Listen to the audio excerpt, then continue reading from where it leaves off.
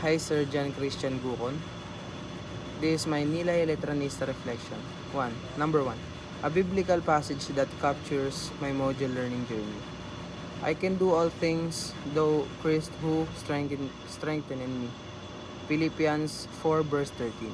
This passage reflects my journey in the module because it reminds me that learning is not only an academic task but also a spiritual one.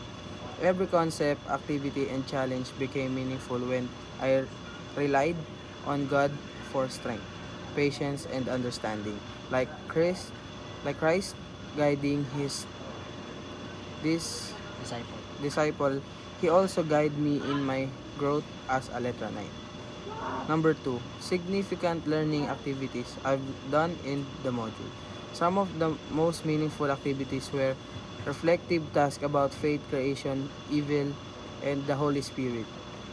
This allows me to connect lessons to real life situation and deepen my understanding of God presence in daily life. Creative activities, prayer, letters, and personal reflections. This helped me express my faith more personal, especially when writing about my love for God and my role as a disciple.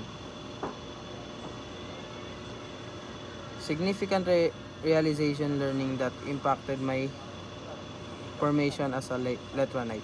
This module strengthened several important realizations. Faith must be lived, not just learned. The lesson show me that being a Letranite means striving to reflect Christ's values in my action. The decision and relationship. Mary is powerful model is of Discipleship. discipleship. Her, yes.